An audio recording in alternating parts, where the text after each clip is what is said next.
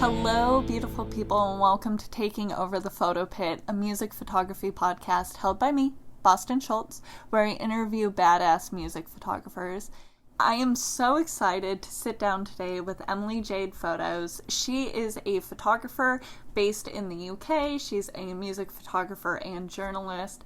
She runs her own publication and just a sweet and kind soul, and I really am so excited to sit down with her. And her photos, like, seriously, the thing that blows my mind about seeing her portfolio is how cohesive everything is, and that's something that a lot of photographers strive for. So I'm so excited to ask her about her style and how she came up with that. So we're just gonna jump right into this interview, and I'm so excited to introduce you guys to Emily Jade. Oh my gosh, Emily, I am so excited to sit down with you. I have been so excited this morning, and I'm pumped up on 3 cups of cold brew that I have in front of me, and I'm ready for your questions. I'm so excited that you're sitting down with me today. So thank you. How are you? Thank you for having me here. I'm really good, actually. I've had a pretty easy day today. Nothing really to do. But yeah, I'm really excited to be here. So thank you for having me. Well, thanks for joining us. And for everyone listening, can you just start out by giving us an introduction of who you are, how you got started in concert photography and just music photography? No, just photography in general. Both of those things. Yeah, so my name's Emily, as you know. I am 23 and I am from England. I got into photography when I was really young, kind of just as a hobby. I did it with my dad when I was younger. As I got further into school, I did it as A-level, which is the kind of classes you take when you're 16, 17, just before you go off to university. I then went to university and studied music journalism. Mm-hmm. So with that, I worked with the university magazine that they run as a course, and they happened to be looking for photographers at the time, and I was like, yes please, I want to do this, because I've always been super into music, so it was perfect opportunity. I had no idea what I was doing, but yeah, the editor was like, sure, I'll show you the basics. If you're good at it, great. Wow. But yeah, that's about it. That's awesome. So how long have you been shooting then? Ooh, it's gonna be 5 years this year. Awesome. That's awesome. I love when people are always kind of started as a hobby and then it kind of spiraled. And I'm like, yeah, that was what happened to me. And I think that that's what happens to a lot of us. We find something that we love and then just go for it. So why specifically music? What were you going to a lot of concerts before? Do you have favorite bands that you're obsessed with? Why music in general? Yeah, so I've always been really into music. I went through quite a dark period, let's say, when I was younger. So music kind of helped me get through that, and it's kind of been a lifeline in my life ever since. Yeah. So when I started getting into the opportunity to go to gigs for free and that kind of thing, it really just amped that up. I mean, I could see bands that I wouldn't really see on regular days. I'd find new bands that I'd never even heard of before. So yeah, it's always been helpful in that sense. Yeah. I love the idea that you just brought up of finding new bands, because I also work with a publication, and I know that you've worked with publications, so we're going to get into that in a second. Mm-hmm. But there's often times where I got kind of called out to a show that was I have no idea who this band is, and then being in the crowd and seeing those audiences and seeing them hyped about it, it's okay, I love this band, this is one of my new favorites now. Yeah, it's always great. Yeah. So speaking of publications, you currently work with, I think, 2 publications. I guess first of all, we should probably start out with the fact that all of this happening with COVID, I'm assuming things are still locked down where you're at, that there's no concerts going on, right? There's absolutely no concerts at the moment. We're still on pretty much full lockdown. We've only just started easing things up. But hopefully by June we should be able to have some form of gigs this year. Yeah. Who knows? Hopefully. Yeah, Desperate I got my to get fingers back behind. crossed. Yeah, I think we're all super craving to get back in the pit, and oh yeah. Yeah. And it's so strange because there are certain places that are like wide open, like New Zealand. Like I'm New like, Zealand. yeah, I'm like constantly like, I should have moved to New Zealand, 3 years ago before all of this happened, Yeah. because they are thriving over there. And I'm just They really jealous. are. Me too. So with things in the lockdown, you obviously haven't been shooting through a publication, but you're still working with publications that, like, when things pick back up, you'll go back to working with them, I'm assuming. Yeah, so I work with a publication, Kinda Cool magazine, so I'm one of their photographers, so obviously I'm on hold for that at the moment. I'm actually also working with 2 other publications. One of them I run myself. So I have Square One magazine that I run. We've been going at it for about a year now. So yeah, we're still fairly new in the game, but we're getting there. So most of my attention is completely on that at the moment. Okay. And then, yeah, it's kind of all of that at the moment. No photography, just editing. Yeah, let's talk about that, because I have heard this from a few people that they have started their own publication, and I would love to hear kind of why you started yours, what that came about to, and like what good things have come out of it. Did you start it during the pandemic? You said a year. No, I started it, I think it was October last year, so just kind of literally just before it all kicked off. Got it. It might have been the year before, actually. I've lost track. No, it must have been. It was 2019, yeah, 2019, so we're almost 2 years now. It's been a long year. Yeah, it has. This year doesn't count. Just exclude it. It's still, like, publication's still a year old. Yeah, clearly I do not even include last year as a year. But yeah, my history with publications got started with university. So with my music journalism degree, obviously we did a lot of journalism roles, and for my final major project, so my last year project, me and a group of students that I was friends with, we made our own publication as our final project. So that publication was super limited. We sold about 500 copies, I think, across England and a couple in the States as well. We had bands such as Broadside with Confidence involved with it. It was all to raise money for a mental health charity that's local to us, so we did that. And then when we all graduated, that kind of fizzled out, and I was like, I want to keep doing this. This is what I want to do, and therefore Square One was born. That's so cool. I love when people are so ambitious and, like, start their own thing and just are like, you know what, this is what I want to do, and, just make it work. That I love that. And do you think that has, like, opened, kind of, like, more doors for you? Like, are you getting like more shows, opportunities that are, like, different, or something more that you wanted by starting your own publication? Yeah, 1,000%. So some of the networks that I'd made from the project that I had in university, I've kind of built on those connections, so I'm pretty good friends with all the PRs that I worked with back then. So I've got some good relationships going there. We kind of know what each other, what we're into, what we can kind of expect from each other, so we have a mutual respect right there. So yeah, I get a lot of opportunities that I think as a relatively new magazine we wouldn't get if I didn't have those connections already, which is pretty cool.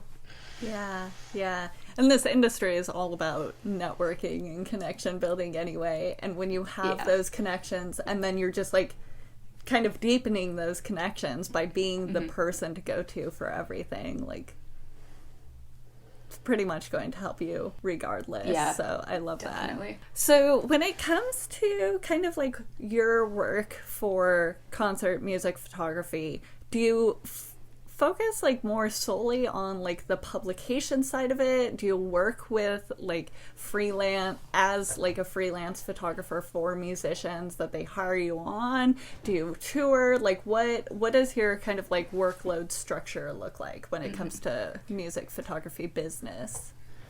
So I'm kind of like a little bit of everything. I like putting my feet in all the doors. But I work really, really closely with a local band here. I've done a little weekend tour with them. We had a couple of other things planned, but obviously everything got cancelled. So yeah, I work really, really closely with those guys. They're really good friends of mine. I do obviously stuff for the publications, so that's just kind of like if I have time, if there's a show I'm interested in, I'll check it out, I'll do that. Kind of any excuse to get in the pit, I'll take it. But yeah, mainly it's working with the local bands and the local scene. Yeah. I love the local scene. So, like, I want to hear about your local scene. Like, what is it like in the UK? Like, what city specifically are you in? And, like, how far kind of do you travel for concerts? Or, yeah, what are the locals like when it comes to the scenes? So I'm pretty lucky in the sense that the town I live in Southampton, we're a really close, tight-knit scene. So we have a bunch of different venues here of all kind of different sizes. We've got the Joiners, which is an iconic venue that's been around for 25, 50 years, something like that.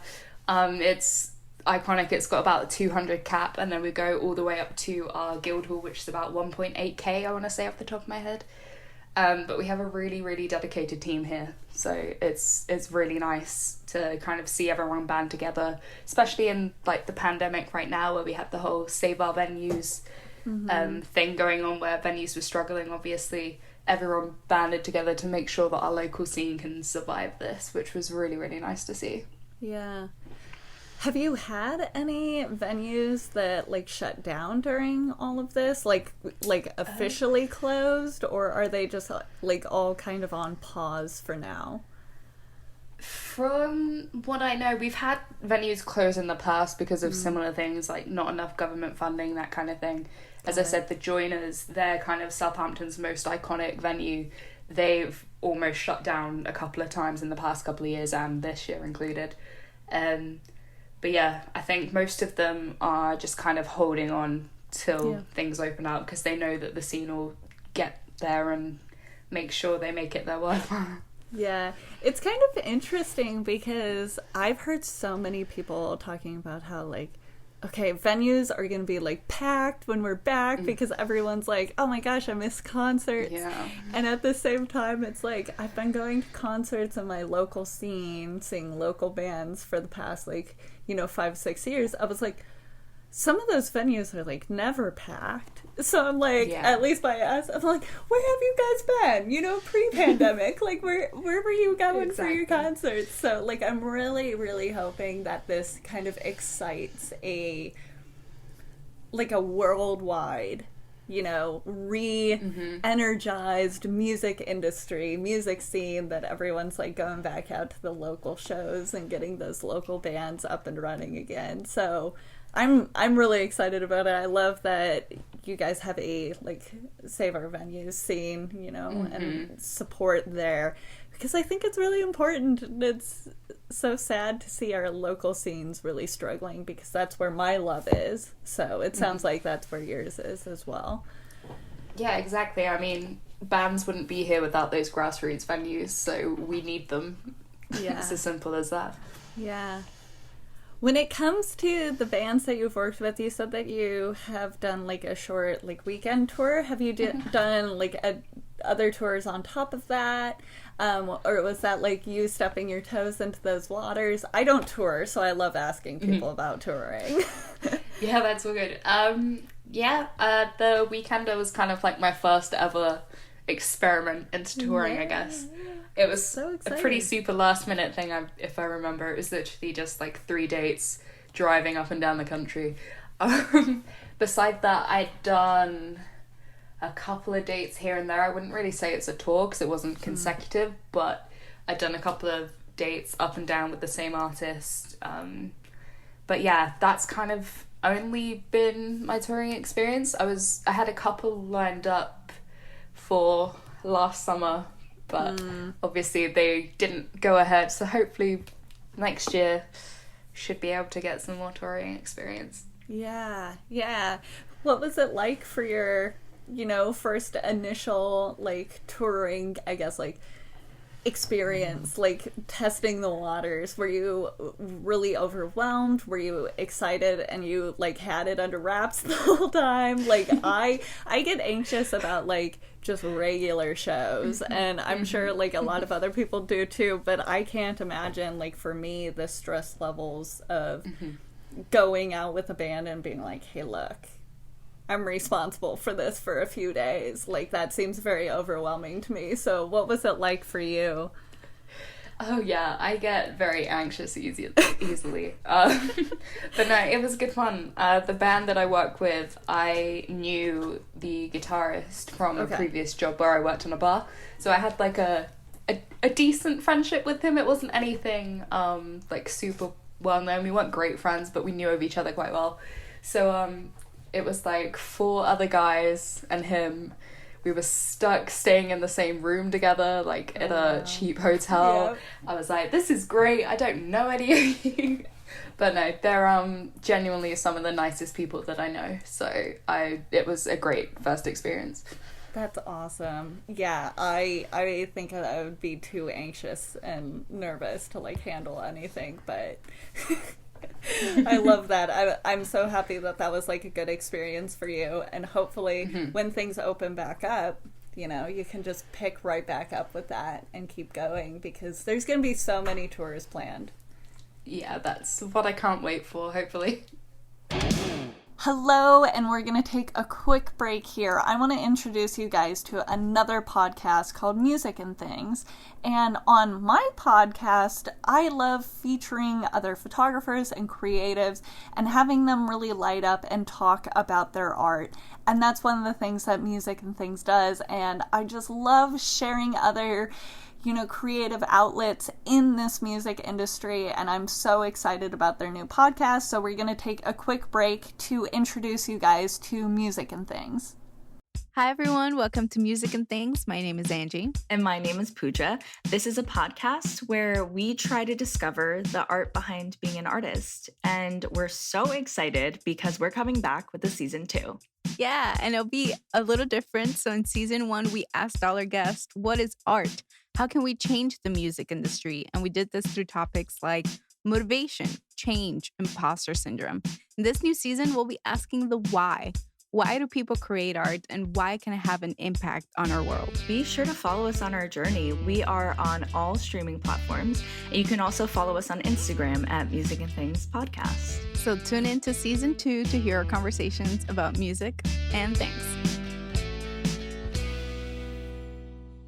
And now we're going to jump right back into the podcast with Emily Jade. Okay, hopping into more things about your style, because I love asking people specifically about like their photography, how you come up with your style, how you come up with how you shoot, because I think that is really unique and interesting for each person. So when I was looking through your Instagram specifically, it was so cool to me because, let me see if I can explain this. Your colors that you use in your images are almost like the same shade and like opacity almost. Like they're a very, my cat, I'm sorry guys, she is going bonkers. She really is. Oh, bless. I'm like, excuse you, we're trying to talk about styles and colors. Anyway, you use these great like pinks and like I've seen a lot of like peaches but blues and just like these really almost kind of like pastel colors. They match really well together. It seems like you're very consistent with every image in a set looks like it's part of a set, so it's very cohesive in that aspect. I was just really impressed by looking at your photos and being like, yes, all of these fit and seem very much like a part of something. So I wanted to hear about like, A, if that's intentional, something that you've worked on numerous times, or like have just like accidentally perfected, or like how did you come about like your editing style and how you do things? Well, first of all, thank you very much. You're welcome. No, it really was just kind of like a happy accident, honestly. when I first got started out, I had absolutely no clue what I was doing editing wise. I'm pretty sure I've taken them off my Instagram now, but they were just not great at all. I still kind of go back now and re-edit them to make them decent. Love that. I love doing that. But yeah, what was it? I'm pretty sure I downloaded one of Matty Vogel's presets when I was younger. When I first started out, when I was like, I must have just turned 18, and I kind of would just dissect those, try and figure out what he did to kind of get the feel that he got, and then applied that to my own. So I still kind of reference those presets to this day, but I definitely have my own way of doing it now. So as you said, with my colours, I tend to try and mimic the atmosphere from the gig. So with the lighting that the gig has as a whole, obviously in photos you only capture one, maybe two of those different light tones that you get from the whole set. So I try and incorporate all of that to make it kind of seem more true tone, I guess. So it's less putting my own colours into it and just making the most of what they give to me. Yeah. And when I'm editing the same gig, I tend to split tone a lot, and then I tend to apply those same split tones to each photo so that they're cohesive, as you said. But yeah, it's basically just a lot of experimenting, and it turns out nice, and I like it. I love it. So you're using Lightroom to edit? Yeah, I live in Lightroom. Okay. And Photoshop occasionally, but mainly Lightroom. Okay. What do you open Photoshop for? It's usually the more creative aspects that I go for. So obviously, like removing certain objects from the photos, or if I want to do something a little bit more experimental, let's say, with editing, so I might I don't know, cut up and kind of make it a little bit like a scrapbooky vibe kind of thing I've been experimenting with lately. That's usually what I go for Photoshop for, but most of the time it's just a Lightroom job. Nice. Yeah, I stick in Lightroom. It's my best friend. I love it. But I love that you also do some, like, I guess more like experimentation, creativity stuff, because yeah, Lightroom's mostly like for me like color correcting. But do you use presets then in Lightroom? That, like, you said that you bought a preset, but like do you have your own that you like create, that you like work off of, or do you edit a photo and apply it across the board? Yeah, so kind of a little bit of both. So with gigs and stuff like that, I'll edit one photo from the set, and then I'll either create a preset based on that photo that I think will work across the board and tweak them individually as I go, or I will just kind of freehand do each one completely individually. But most of the time I've been pretty lucky with our local venues. Their lighting isn't terrible, which is quite nice. Nice. So they kind of know how to work with us as well, which is really nice, because a lot of venues, especially when they're pretty small cap, they don't have the great lighting rigs, and they just love red and blue, which is the bane of my life. Yeah. But yeah, no, it's definitely just a lot of experimenting, hoping for the best, and seeing what works across the board when I can. Yeah.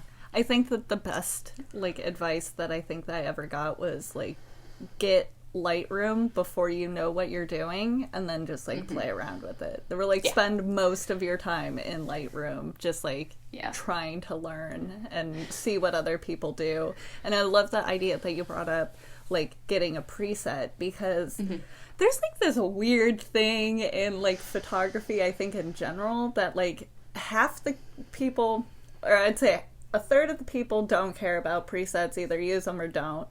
A third of the people are like all for presets. And then there's another third of people that are like, absolutely not, you should not be using other people's presets. And it is the strangest thing, because there's like a whole market of like making money off of presets, and then there's a whole audience that like absolutely like despises people using presets. But I think that they are so useful to, like you said, learn how people edit their photos. So like why did you make the decision to like get one where you just like look, I need to learn this? Was it something that was recommended to you? And did that help you create your own? Because I've never created my own preset. So like every time someone talks about it, I'm like, wow, I need to get into that. I need to do that. Yeah, so I'm pretty sure it was that first gig I did for university. I had absolutely no idea what I was doing with editing. And I'm pretty sure I was following Matty anyway because he works pretty well with a couple of bands that I was into. And I just happened to see one of his posts recommending his first release of presets. And I was like, his work is cool. Let me check this out. So yeah, I downloaded that and kind of just had a play around. I'm pretty sure I just posted my photos with those presets because I didn't have a clue what I was doing. But yeah, ever since then, I've kind of kept an eye out on those presets that he releases because I personally love his work. Yeah. But I tend to kind of go into each one and see what the settings are and try and figure out what makes each element of the preset happen, that kind of thing. So then, yeah, I'd definitely be able to apply that to my own work. So certain elements that I really like from those presets, I'll apply into my own. Yeah, I think that's such a great idea. So for like anyone listening, that's such a great tip to like go out there and find some presets. And if you can't afford it, I know that there are some free presets that exist out there. Loads out there. Yeah, but like now that's making me think that I need to do that because like you talked about split toning. I don't do that. Yeah. I only started it, I mean, it's probably a year ago now, but I've only started split toning like pretty recently in my career, let's say. Definitely recommend it. It saved a lot of photos that I didn't think was savable. How interesting. Yeah, it really helps with the harsh lighting sometimes if you've got difficult colours, that kind of thing. So definitely recommend checking it out. Yeah. I'm pretty lucky too with our venues have pretty good lighting and different like rotations of lighting, so you get different color combinations. But I did shoot a concert once that was completely in red lighting and I just made all of my images black and white. I was like, I'm so over this. Oh yeah, I've had gigs, I'm pretty sure there's a couple on my Instagram still now that were either completely blue or red with a shadow blue. Yeah. Which is just, blue and red are a photographer's nightmare. So see, I personally hate green because I think it makes people look awful. Like, I think that like red and blue are still flattering, but like definitely not great combinations or alone in photos. But for some reason, I just like, maybe it's just me that I don't like the color green, but yeah, green's a tough one. It really depends on the kind of shade of green. True. But also mentioning split toning again, that really helps with green, I find. Okay. See, I've been shooting now for I want to say like 7 or 8 years. And it's been so fun talking to everyone because I have learned so many things. And it's so fun to talk to people of like all kind of like different levels. I've talked to people that are like 40 years in the industry and like 1 year into the industry, and I can learn something from everyone. And I love having this because now I'm walking away from this being like, dude, I gotta go buy some presets. I gotta learn about split toning. You know, Emily's like way past me in how she's editing. Like I need to catch up. I just love this. I think that there's so much like advice that you can kind of pull from everyone. So I love that you mentioned that, and I think that's great advice for people starting out. So. Yeah, definitely. You always need to be constantly learning in this industry, I find, especially since the world as a whole and technology and music is constantly changing and improving. There's always something you can improve on. So like I said, I only learned about split toning pretty sure from a YouTube tutorial last year before. I love it. And yeah, it's just kind of just seeing what other people are doing and seeing if you can do it but do it better, and just constantly improve yourself and your work. Yeah I love that. Still continuing with like style, I wanted to ask about like kind of like your eye when it comes to how you put together a photo. Like when you're at a concert, are there certain things that you're watching out for? How have you kind of like trained yourself to like frame photos and like capture what you want to capture in a sense? Yeah.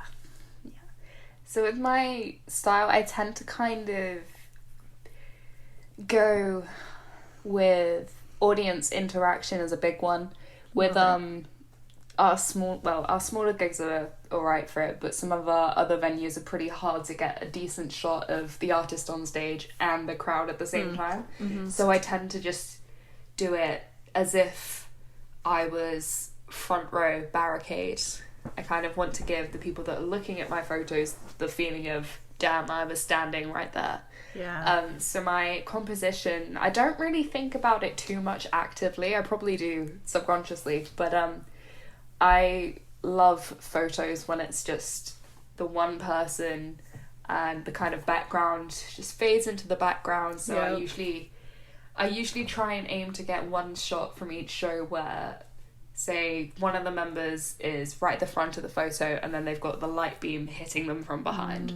So I love that. I don't know when I started doing it, but I found myself doing it most gigs. But yeah, it's just something that I feel kind of gives you the feeling of being at that event and kind of figuring out what the atmosphere is like. I love that. Yeah, I think that there's probably a ton of things that are like subconsciously going through your head, especially if you're thinking like, oh, I've liked these shots in the past. Like even if you're not actively thinking about that, there is something how it looks, you know, through the viewfinder would be roughly similar, and then you're continuing that. I love that. Yeah. So when you're shooting, are you partial to any specific lenses in that case? Do you tend to get better shots or shots that you prefer or like over like a different lens type? Ooh, I currently have a 70 to 200 2.8, so that's kind of like my staple at the moment. Yeah. I have a 50mm as well. But those are my two that I kind of use because they're good with the venues that we have. So they're all pretty small. I don't tend to shoot at our bigger ones too often because they haven't had that many gigs on recently anyway. But yeah, I tend to go for the smaller ones where I'm pretty close up. Yeah. But then I can also get decent shots of, say, the drummer and that kind of thing. So I'd say, yeah, the 75 to 200 is probably my go-to lens. Yeah.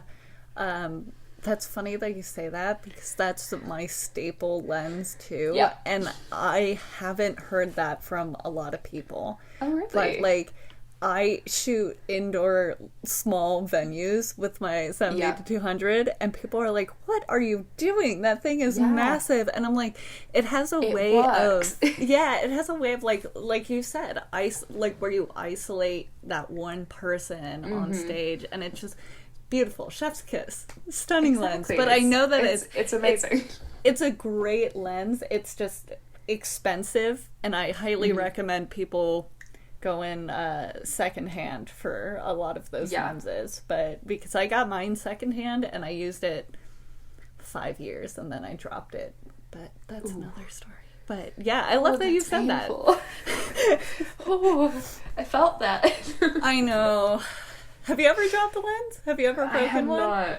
I have not yet to do that. Touch wood. I have not yet broken a camera or a lens.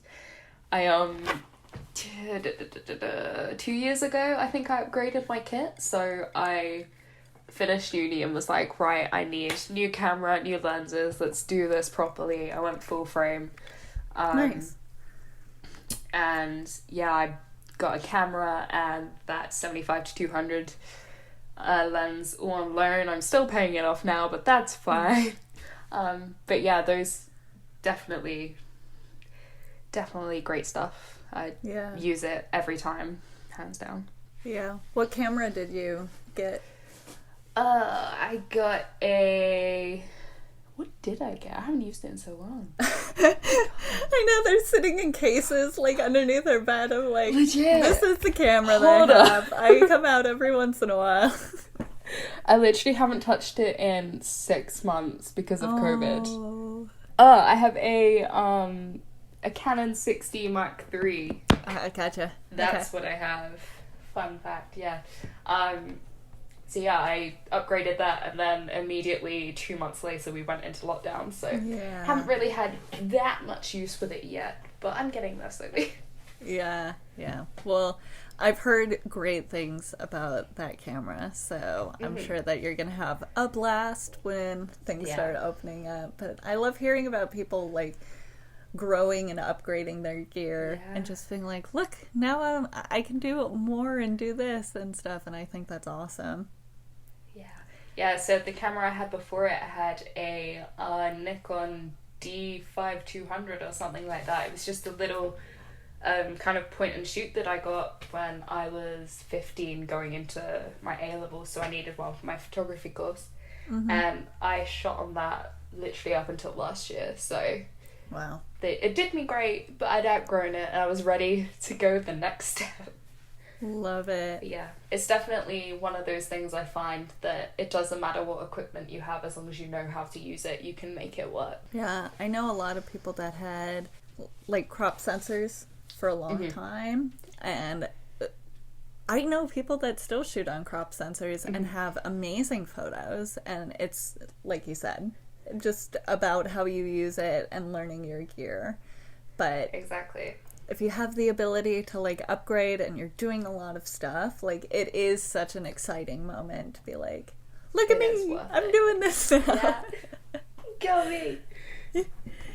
Awesome. I have, like, two, I guess, last and final questions for you. One is just more general. Is there any, like, advice, tips that you would like to pass on that you've learned throughout your career that have really helped you, that you want other people to keep in mind? The number one thing I will always say is networking is really, really important. I cannot stress it enough. I used to have people hound at me about it when I was in university, and I was like, yeah, sure, whatever, but it really does make a difference. So say some of the people that I went to university with now are some of the PR people that I talk to with my publication, and they're hounding me to try and get me to post about their artist, that kind of thing. So it's really good to reach out to people that you want to work as, not necessarily for, but like if you see someone and you're like, wow, I really want their job, I want to be doing what they're doing, message them, find out how they got there, find out what they're doing and where you can improve what you're doing as well. But yeah, definitely just send people a message. 9 times out of 10 they'll reach out back to you and say, hey, thank you. Like, I've done it a couple of times. I've had people reach out to me just looking for advice, and then I end up getting them working for my publication just because I was like, cool, thank you for appreciating what I do. Yeah. Here you go, I'll help you out. So yeah, definitely networking, number one thing always. I love that. Great advice. And that kind of comes full circle because we were just talking about that a little bit earlier, of like having those contacts, networking, building, you know, the amount of people that you've had these conversations with. That's really where our industry thrives. So I think that's fantastic advice. So Thank you. and last question, I always want to ask something kind of like more fun, and this was asked of me kind of in a different podcast, and I was like, I love this, and I'm going to start asking people about their favorite band, their favorite musician, their favorite songs, because we all got into the music industry because we love music. So I love asking about this, and I'm going to make it a routine thing, but I want to start off by asking you first. You're the first one I'm asking this of. So if you could shoot one band or musician for any single song, like anybody, it could be someone, you know, who has passed, like dead or alive, who would you photograph and what song would it be? You know, I've been thinking about this question since you sent me the list of questions, and I That's why I still sent don't it. know. I was like, I'm not gonna spring this one on you. I'm gonna let you think about it. I read it and was like, oh god, how do I choose? I think I came up with like 2 options. Okay, let's hear them. So, number 1, I would say All Time Low, because they were the first band that I ever got into.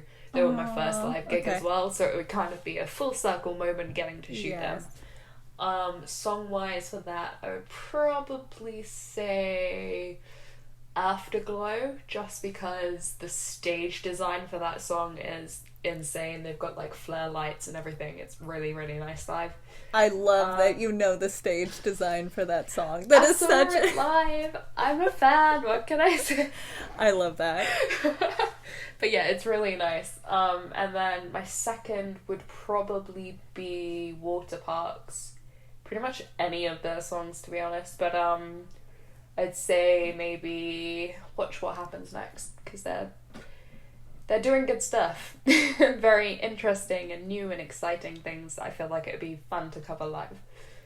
That's so cool. I think those are both great options. I love asking about, like, just seeing you kind of, like, light up about, like, music and everything. And be like, look, I'm a fan. I love that because I love people being fans and, like, being in this industry and, like, being really excited about it. So I love that. Well, thank you so much, Emily, for joining me. I am so honored to have you on the podcast. But before I let you go, can you shout out really quick where everyone can find you on social media, the internet, all of that? Yeah, so you can find me on pretty much all of my socials at Emily Jade Photo.